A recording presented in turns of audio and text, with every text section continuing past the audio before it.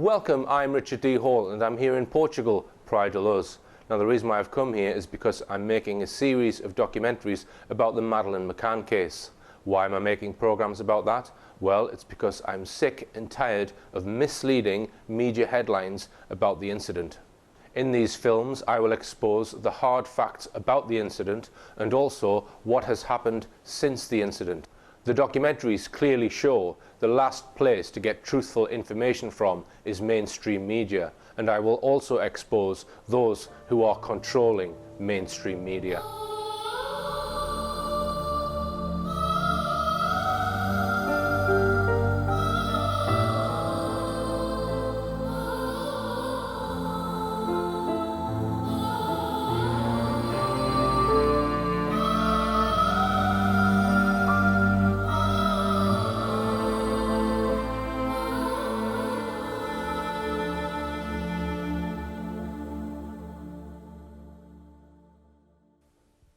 Madeleine McCann, the 3-year-old British girl abducted from her bed by a stranger between 9 p.m. and 10 p.m. on Thursday the 3rd of May 2007. It's become one of the most enduring mysteries of our time. Even the McCanns' ever-present spokesman, Clarence Mitchell, whom we'll hear quite a bit more about in this documentary, admitted back in 2011 that her disappearance remained, quote, a complete mystery. Under British law, a person who has been missing for 7 years or more may be declared dead. A coroner's court has the power, upon application by a relative or other interested person, to declare that a missing person is to be treated as deceased. The McCanns raised millions of pounds to search for Madeleine. The McCanns have spent millions on a series of private detective agencies. The McCanns have spent many more millions on a series of public relations advisors and lawyers. After all this, it seems we are not an inch further forward in terms of knowing how Madeleine disappeared and what may have happened to her. It's a story that has sold millions of extra tabloid newspapers and to this day deeply divides people, even within a family. In one corner, so to speak, are the McCanns, their fleet of public relations experts and lawyers, and Scotland Yard, whose review and investigation has already lasted nearly 3 years and cost around £7 million. Their position is clear. Madeleine was abducted from her bed by a stranger, the Portuguese investigation was bungled and wrongly framed them, and the Portuguese Attorney General has cleared them. They are all continuing the search for Madeleine, whether she is alive or dead. But the McCanns face an array of opposition. The Portuguese detective who investigated Madeleine's disappearance pulled the McCanns in for questioning and made them suspects in their own daughter's disappearance. He wrote a book on the case, pointedly titled The Truth of the Lie. He claimed that the evidence suggested that Madeleine had died in her parents' apartment and that the McCanns arranged to hide her body and falsely claim that she was abducted. Many agree with him, not least former detective John Stoker, who led the inquiry into the Royal Ulster Constabulary's controversial shoot-to-kill policy. Way back in 2007 he declared, "The McCanns are hiding a big secret." One of my fascinations about this case is why the mainstream media are so reluctant to discuss the details. On TV, their account of events is rarely challenged in depth. They are in effect given a platform despite the nagging questions that remain. In this series of documentaries, we'll be examining the facts in greater detail than has ever been done on film. The material will inevitably raise questions in your minds, and that's what it's meant to do. My purpose is to shed some penetrating light into dark, secretive areas that the mainstream media dare not touch. In part 1 and 2, we're going to examine the two main areas of evidence that led to the McCanns being pulled in for questioning. First of all, some of the changes of story and the contradictions. Secondly, the intelligence provided by 2 police dogs trained by world sniffer dog expert Mr. Martin Grime, who now works for the FBI. Next, we'll have a look at the controversial record of the detective agencies employed by the McCanns. And finally, we'll probe the extraordinary amount of top-level help the McCanns have had from the British government and its intelligence agencies.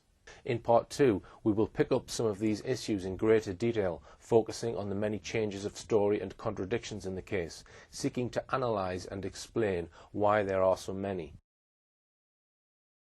So let's start by a brief look at one key change of story over how the abductor is said to have gained access to the apartment, and one major contradiction, the conflicting accounts of a visit said to have been paid by the McCann's friend, Dr. David Payne, to Kate McCann around 6:30 p.m. on the day Madeleine was reported missing. So what was the original story that the McCanns gave to the press? Let's recall that it was an international story that developed with breakneck speed. According to the McCanns, Madeleine was first discovered missing around 10 p.m. on Thursday the 3rd of May 2007. Half an hour to an hour later, they reported this to the Ocean Club reception, who in turn called in the police. By around 7 a.m. the following morning, just 9 hours later, British news media were already reporting this mysterious disappearance.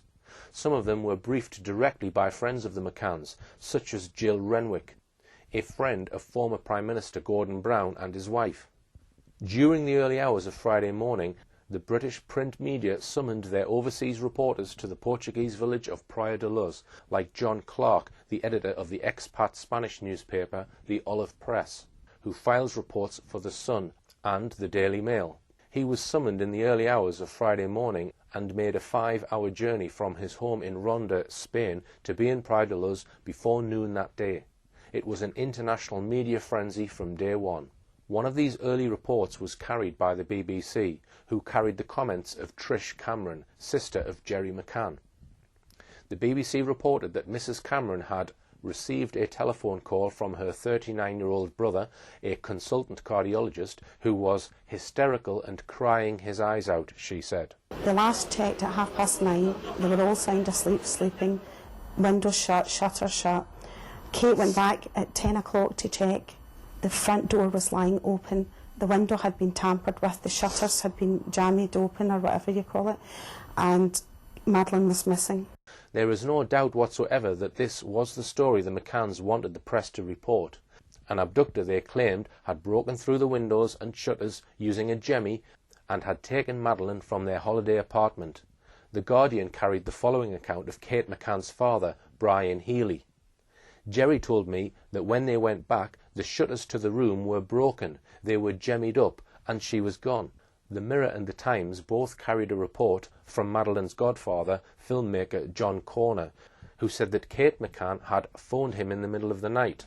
He said she just blurted out that Madeleine had been abducted. Kate said the shutters of the room were smashed. Madeleine was missing. It looks as though someone has gone straight past the twins to get her. A family friend, Jill Renwick, told GMTV and The Independent that they were just watching the hotel room and going back every half hour, and the shutters had been broken open and they had gone into the room and taken Madeleine. So the McCanns then gave this account to 4 separate people. The Nation was told first that there had been a violent break-in with the shutters being forced open with a jemmy. Second, that the front door had been locked but was now lying open. And third, of course, that Madeleine had been taken. But within just 24 hours, the McCanns' initial accounts dramatically changed in several important aspects. I'll explain how they changed. We'll first of all examine Gerry McCann's first witness statement, made the very next day, Friday the 4th of May. He says that during the evening both he and his wife checked on the children using a key to open the front door of their apartment. He explained how his wife Kate found Madeleine missing on her 10 p.m. check, and how he then rushed to the apartment and found the windows to the children's room open, the shutters raised and the curtains drawn open. There is now no mention of the front door lying open. Kate, who of course was the one to raise the alarm and therefore entered the apartment before Gerry, says exactly the same about the children's room. The window open, the shutters raised and the curtains open. She adds that she is certain they were all closed when they left at 8:30 p.m. that evening to dine at the Tapas restaurant. An interesting point to note is that although Gerry was interviewed alone by the police, Gerry and his advisers persuaded the police for him to sit behind Kate whilst she was being interviewed. An unusual concession. On page 91 of her book on the case called Madeleine, she writes that Gerry would place a hand on my shoulder from time to time or give me a reassuring squeeze. But the entire claim of an open window, of a raised and jemmied shutter, and of curtains wide open was blown apart hours after Gerry and Kate made their statements. The Independent, for example, quoted John Hill, the manager of the Ocean Club in Praia da Luz, as saying, despite the report by a family friend that the shutters of the couple's apartment were broken, there was no sign that anyone had forced their way in while the McCanns ate at the tapas restaurant. It's still questionable whether it's an abduction.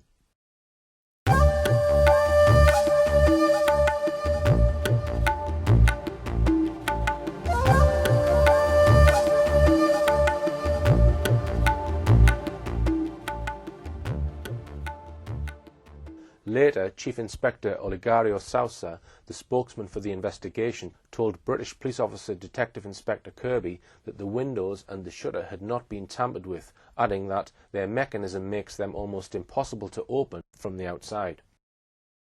Later, pictures of the police examining the shutters were made available for the public to see. It was very clear that the shutters were not damaged. There was no support for the claims made by Jerry and Kate just hours after Madeleine was reported missing that the shutters had been jemmied open. An even more dramatic change of story was to follow when the McCanns were asked to give second statements to the police on the 10th of May, 6 days later. Despite Jerry having clearly told police that during that evening they had on each occasion checked on the children, gone to the front door and used a key to get in, now they maintained that this was untrue.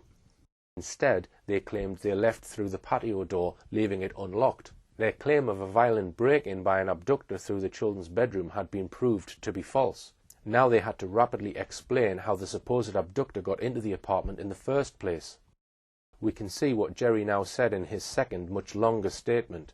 The police report notes, despite what he said in his previous statements, he states now, and with certainty, that he left with Kate through the back door, the patio door, which he closed but did not lock, given that it is only possible to lock it from the inside. For good measure, Jerry now added that he was certain that he had closed the front door, but maintained that, quote, it was unlikely that it was locked. It was to be the TV documentary Searching for Madeleine by Dispatches on the 18th of October 2007 that was to bring about a formal admission by Jerry and Kate McCann and their spokesman that the abductor could not have entered the premises via the window to the children's room. The programme effectively proved that there was no way anybody could break into the apartment and leave no forensic trace nor damage to the lightweight aluminium shutters, which are covered with a fine coating of polyurethane paint which marks very easily. David Barclay, the former head of physical evidence at the UK National Crime Operations Faculty, was quoted in the programme.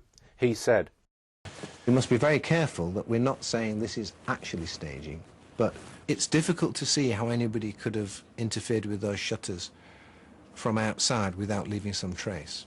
In fact, having looked at them, I think it's almost impossible." Shortly after this programme, which was highly sceptical of the McCann's version of events, their spokesman Clarence Mitchell made a remarkable statement, which I'll reproduce in full below, exactly as quoted in The Independent. The Independent article told its readers, the spokesman for the family of Madeleine McCann has reversed a statement made in the early days of the search for the missing child. In the early part of the hunt, friends and family members told journalists that the shutters in the apartment where the McCanns were staying had been broken. Then they quoted Mitchell, "There was no evidence of a break-in. I'm not going into detail, but I can say that Kate and Jerry are firmly of the view that somebody got into the apartment and took Madeleine out of the window as their means of escape, and to do that they did not necessarily have to tamper with anything. They got out of the window fairly easily. The McCanns had already asked us to believe that they had made a genuine error when they initially told police that they were entering the apartment by the front door. Now they were making a claim that many people found difficult to swallow. They now boldly suggested, via their spokesman, that the mystery abductor had calmly walked through an unlocked patio door. He is then supposed to have picked up Madeleine from her bed and, as their spokesman said, taken her out of the window as his means of escape. On top of that, no one, apart from one of the McCanns' close friends who was with them on holiday, saw any abductor, nor heard any abductor. If there really had been an abductor taking a child through the children's window, he left no forensic trace behind. The window in the children's room was quite small, about 2'6" by 2'6". It is hard to see how an abductor could have got through the window with a child without waking that child up. More to the point, Why would the mystery abductor choose to climb through the window when he already knew he could simply walk out of either the unlocked patio door or the unlocked front door? The McCanns now had a further problem. How could they explain an abductor freely entering their apartment through a door and then deciding to climb with the child through a small window? Eventually the McCanns found an explanation, though this latest explanation proved to be even more bizarre than previous ones. In 2010, the McCanns were involved in a 3-day libel trial in Portugal. This was a claim they had made against the author and publishers of a book about the case by Chief Detective Inspector Dr. Gonçalo Amaral, who coordinated the initial investigation into Madeleine's disappearance. Some evidence was given during that trial which seriously embarrassed them. Dealing with the opened window and shutters, Kate McCann told the media on the 14th of January, "As for the window, I described to the police officers exactly what I found that night as it was and is highly relevant. I knew that every little detail could be helpful in finding my daughter. The window, which is a ground floor window, was completely open and is large enough for a person to easily climb through it. Whether it had been opened for this purpose remains unknown. It could, of course, have been opened by the perpetrator when inside the apartment as a potential escape route or left open as a red herring." The McCanns seriously proposed that an abductor might have walked in through one of 2 unlocked doors in the property and either opened the windows and shutters of the children's room as a third potential escape route, or, even more bizarrely, opened them just to confuse any investigators. If anything, Kate's book Madeleine came up with an even more ridiculous scenario on page 131. She wrote, "Perhaps the abductor had either come in or gone out via the window, not both. Perhaps he hadn't been through it at all, but had opened it to prepare an emergency escape route if needed, or merely to throw investigators off the scent. He could have been in and out of the apartment more than once between our visits. What we do now believe is that the abductor had very probably been into the room before Jerry's check." All these scenarios are, to say the least, highly improbable. In a moment I'll finish off this section on the initial changes of story by having a detailed look at the claims made by Kate McCann about what she saw and did when she entered the apartment that night and says she found Madeleine gone. But first, I have mentioned the McCann's spokesman, Clarence Mitchell, once or twice. I hope to say much more about both him and the government's role in helping the McCanns on a future occasion, but for now let me say a few pertinent things about him. At the time that Madeleine was reported missing, Mitchell was head of the Blair government's powerful media machine, the Media Monitoring Unit, inside the Central Office of Information, known by many as the Central Office for Disinformation. On a salary in today's terms of over £100,000, he headed up a 40-strong media manipulation department that was costing taxpayers several millions of pounds a year. After he had been working for the McCanns for a year, he boasted to a Portuguese newspaper, L'Expresso, that his job was to control what comes out in the media. Before becoming the McCann spokesman, he had worked for the BBC for many years on some of the top crime stories of the time: the murders by Fred and Rosemary West, the Soham murders of Jessica Chapman and Holly Wells, and Jill Dando's murder, to name but 3. Why was it that the highly paid boss of Tony Blair's feared media unit, reporting directly to the Cabinet Office at 10 Downing Street, was put in charge of handling the media storm around Madeleine McCann on the 6th of May 2007, just 3 days after Madeleine was reported missing? What was it that made the British government, just 16 days after that, transfer him to the Foreign Office and order him out to Praia da Luz in Portugal, where he stayed until the McCanns dashed home to England after the Portuguese police made them both formal suspects in the disappearance of Madeleine? That month, September 2007, Clarence Mitchell was allowed to leave his highly paid civil service post in order to work full-time for the McCanns. For a year after that, he was at the centre of story after story about Madeleine that appeared on the front pages of British tabloids. Many of them were stories apparently manufactured by Mitchell. There was one tale after another, and talk of suspects, persons of interest, and people we want to trace to eliminate from our inquiries, accompanied by lurid artist sketches of a variety of people claimed to have been lurking around the holiday village of Praia da Luz around the time the McCanns were there. Nothing came of all these media stories, as we know, but Mitchell succeeded in his aim of keeping the idea that Madeleine was abducted and may still be alive in the forefront of people's minds. But what Mitchell has done after he stopped working full-time for the McCanns in September 2008 is also very interesting. He carried on working part-time for the McCanns on a retainer said to be worth £30,000 a year, but immediately obtained a job working as a reputation manager at Freud International. That company is owned and run by Matthew Freud, the son-in-law of media mogul Rupert Murdoch. It was becoming clear that Mitchell was closely connected to the Murdoch empire. In 2009, David Cameron famously met Rupert Murdoch on Murdoch's yacht in the Mediterranean. He was flown there in Matthew Freud's private jet.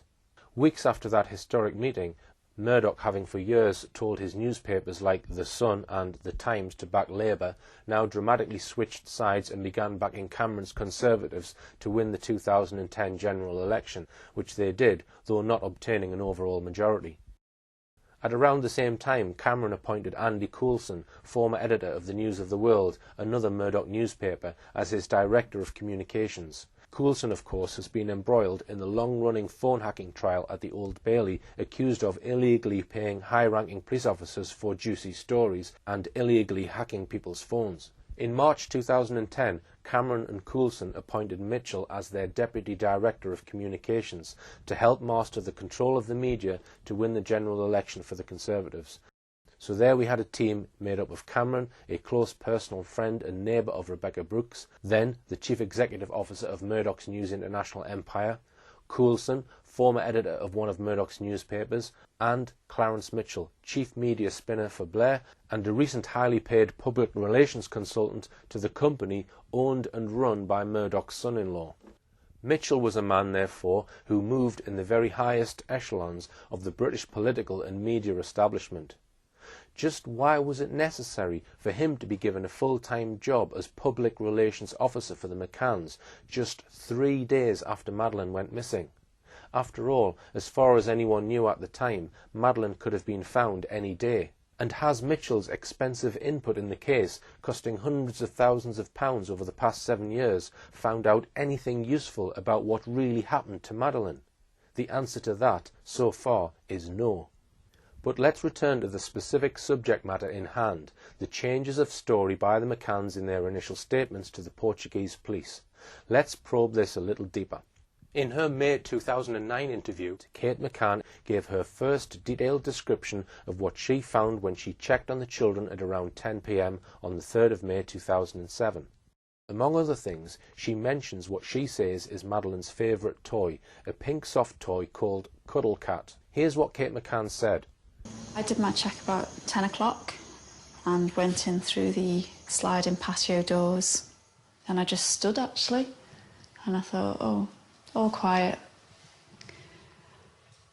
And to be honest, I might have been tempted to turn around then, but I just noticed that the door, the bedroom door where the 3 children were sleeping, was open much further than we'd left it.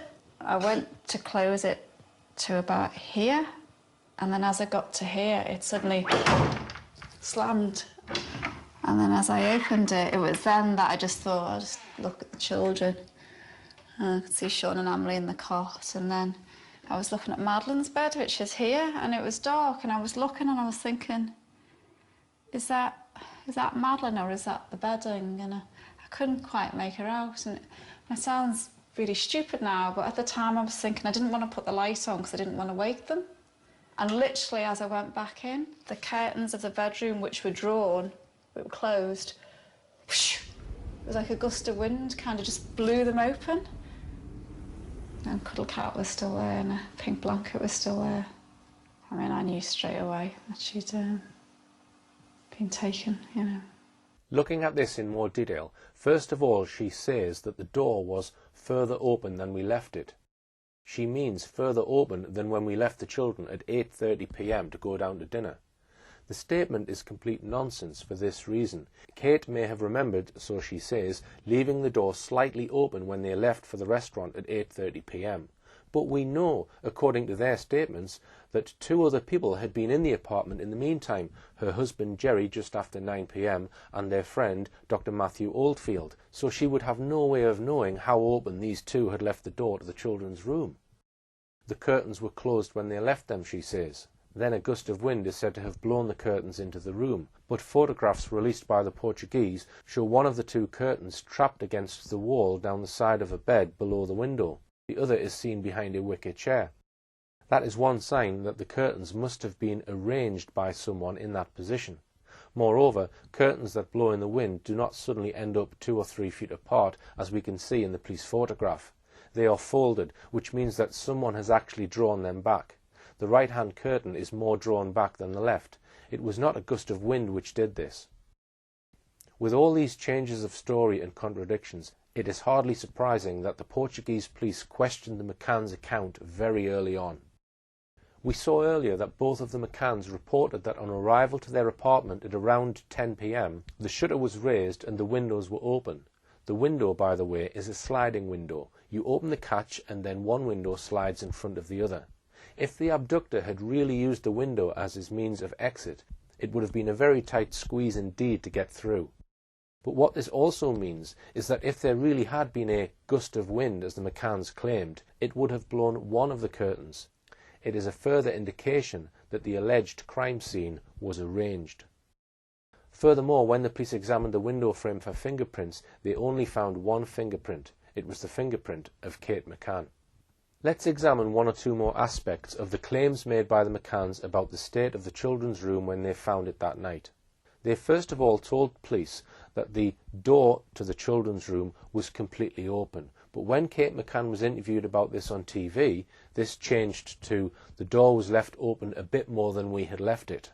As we discussed above, this statement was nonsense, as 2 other people had allegedly checked on the children during the evening, so the McCanns wouldn't know how open the door had been left anyway. In her book on the case, Madeline, Kate says the door was open quite wide. In her May 2009 interview, Kate McCann said this about the door allegedly slamming shut because of a gust of wind. The bedroom door where the 3 children were sleeping was open much further than we'd left it. I went to close it to about here, and then as I got to here, it suddenly slammed. And then as I opened it, it was then that I just thought, I'll just look at the children. This is how she told the story to CNN. I just noticed that the door to the children's bedroom was quite far open, and we always leave it just so it's slightly ajar, just to let a little bit of light in. And I thought to myself, did Matt leave the door open at 9:30? Because Matt checked on them at 9:30. And I thought that must be what happened. So I went to close over the children's door, and just as I was about to close it, it kind of slammed, as if like a gust of wind had shut it.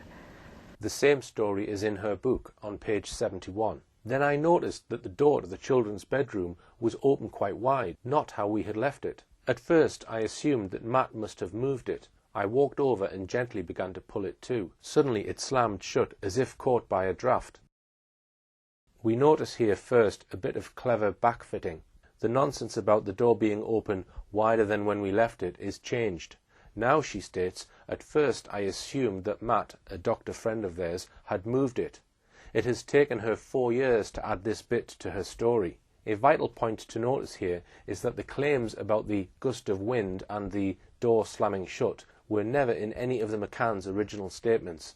These claims were added by them months later. This story of the alleged gust of wind, the curtains whooshing wide open and the door slamming shut, then featured heavily in a documentary shown by Channel 4 in May 2009 and in subsequent reconstructions, documentaries and TV interviews. The photographs taken by the Portuguese police show clearly that the curtains are hanging down and held firmly, one trapped down the side of the bed against the wall and the other behind the wicker chair. The folds in each curtain are clearly flattened against the wall of the furniture. This could not have happened due to an alleged gust of wind. The curtains have every appearance of having been deliberately arranged in that position. And that is exactly what the original Portuguese police investigators decided. They said the alleged crime scene had been faked.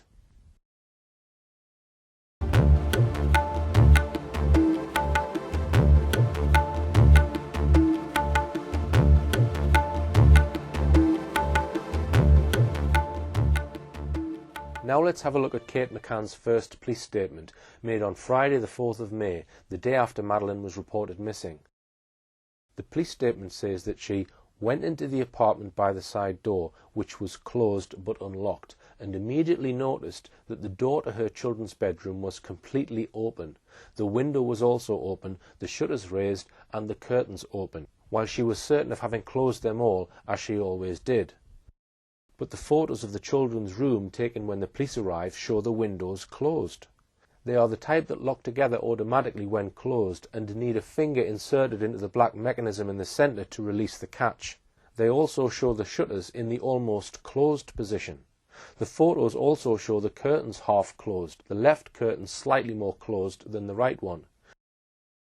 We can immediately see how this conflicts with Kate's claims that the shutters, window and curtains were all completely open. In Jerry's second statement, made on the 10th of May, he describes he found the window was open to one side, the shutters almost fully raised and the curtains drawn back. Again, we can see how Jerry's claim that the shutters, window and curtains were all completely open conflicts with the state of these items when the Portuguese police arrive. On the 6th of September 2007, the day before she was declared a formal suspect by the Portuguese police, Kate answered police questions until the moment the police told her that they now wanted to ask her in detail about the events of the 3rd of May.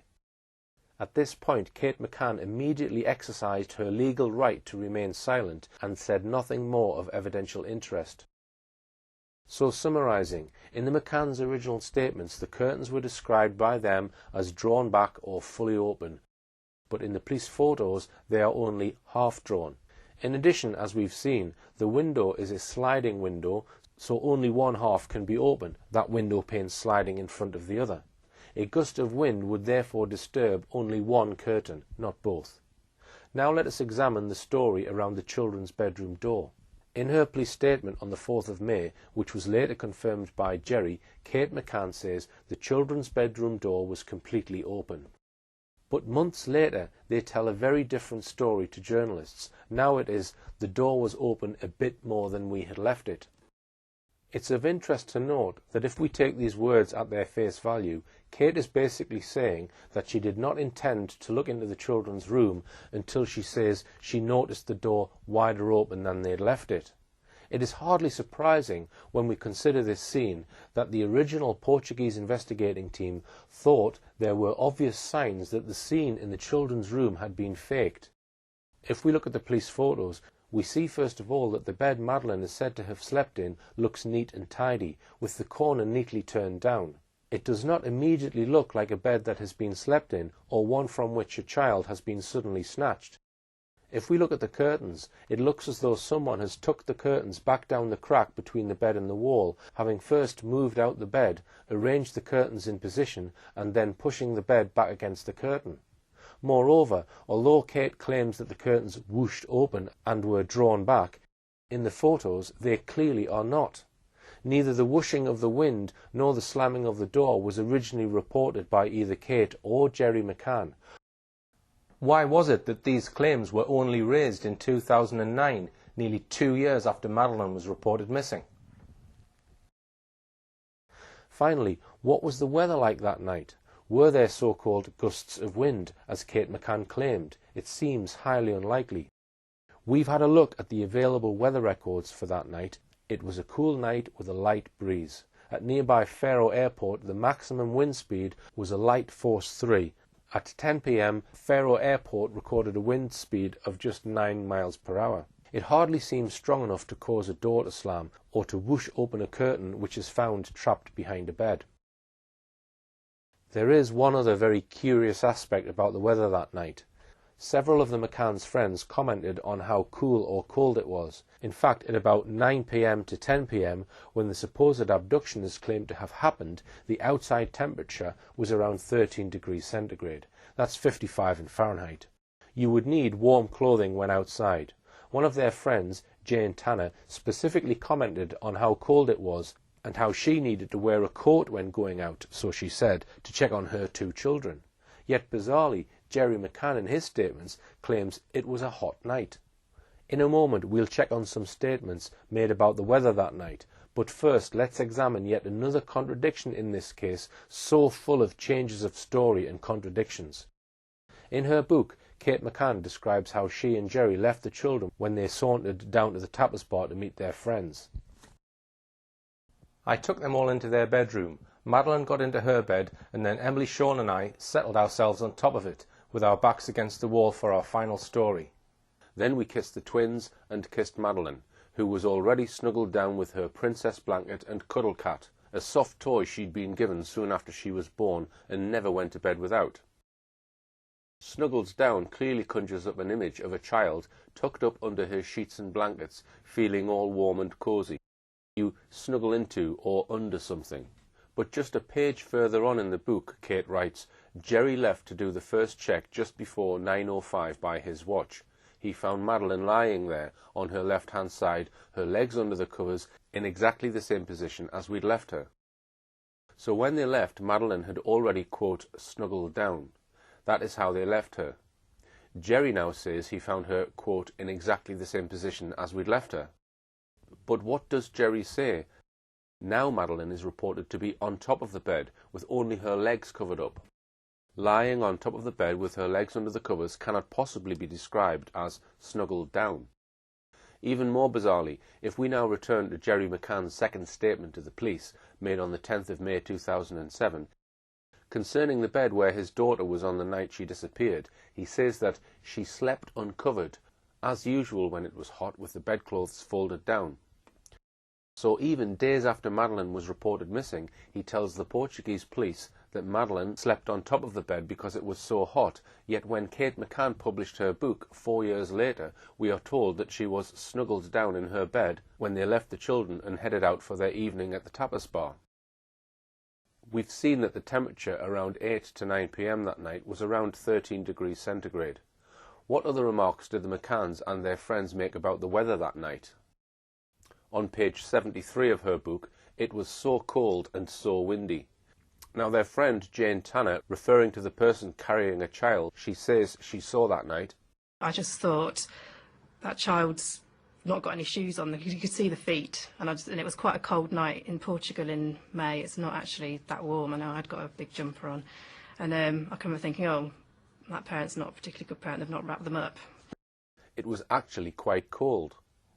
In April 2008, Jane Tanner was re-interviewed in England by Leicestershire police. In that interview, she was again asked about the weather that night.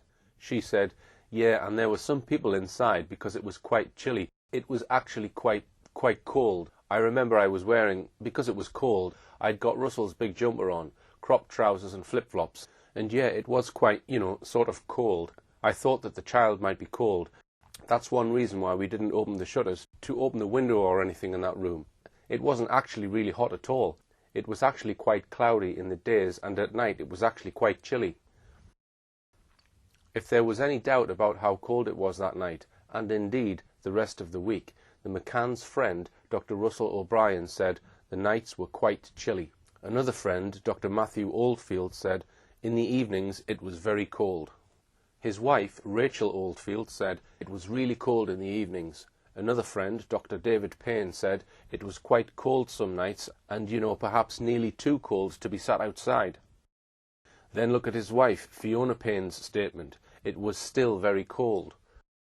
Fiona Payne's mother, grandmother Diana Webster, also went on holiday with the tapas group and noted that when the children were brought up to our apartment, they would have to come out into the cold.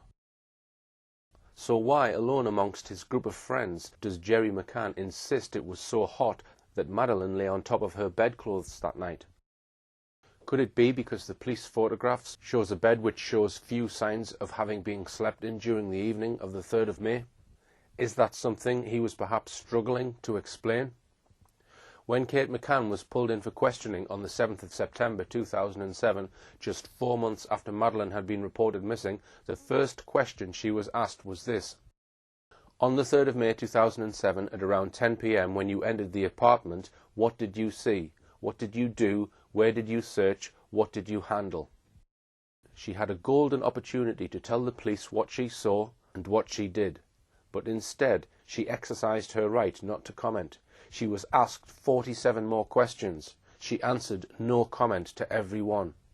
The last question she was asked was, "Are you aware of the fact by not answering these questions you may compromise the investigation which is trying to find out what happened to your daughter?" Kate McCann did answer that one. She replied, "Yes, if that is what the investigation thinks." After this unproductive interview, the Portuguese police made Kate an arguida, suspect in English. 3 days after that interview, Dr. Gonçalo Amaral's chief inspector, Tavares de Almeida, published a detailed interim report. It didn't pull any punches. This report was very clear in suggesting that Madeleine McCann had died in her parents' apartment and that the parents had covered up the truth and that they had conspired to hide the body. Writing of the alleged crime scene, he pronounced, "There is strong evidence that the crime scene was altered and some furniture was moved around. Those changes are indications that the abduction was a stage-managed simulation." He also had something to say about the constant changes of story, contradictions and backfitting.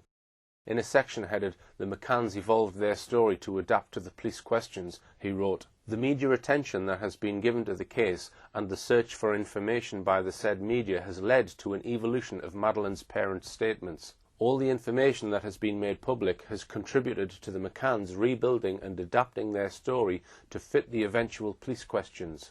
They have attempted to explain the forensic evidence that we have collected and are collecting." We had very clear objectives, what we wanted, and any parents would take the opportunity of trying to get information into the investigation. That there is no evidence that Madeleine is dead and there's no evidence to implicate us in her death. Everything we've done during the last 100 days is focused on the belief that Madeleine was alive when she was abducted. That evening, did you give to your kids something like Calpol to help them sleep? You know, we're not going to comment on anything, but, you know, there is absolutely no way we used any sedative drugs or anything like that. How do you feel now that Amaral's book is going to be out on the shelves here? Yeah, so, well, you know, as we've already alluded to, anyone who wants to convince people that Madeleine is dead without evidence to support it, their motives have to be questioned. Can you update people? Where are you now? Have you got any new leads? What's happening with your investigation? Well, I mean, I'd like to say to you that we did have some hot leads, but I mean... Cuando vosotros os enteráis de eso, de que la policía ha descubierto sangre en el apartamento, ¿cómo reaccionáis? Do you know what? This is all investigation. And you need to speak to the police. You know, all your questions are about investigation. And we can't comment on them. Jerry, no. We can't answer questions about it. I asked about your reaction. In the next film, we will be looking at more contradictions and also the evidence of 2 sniffer dogs.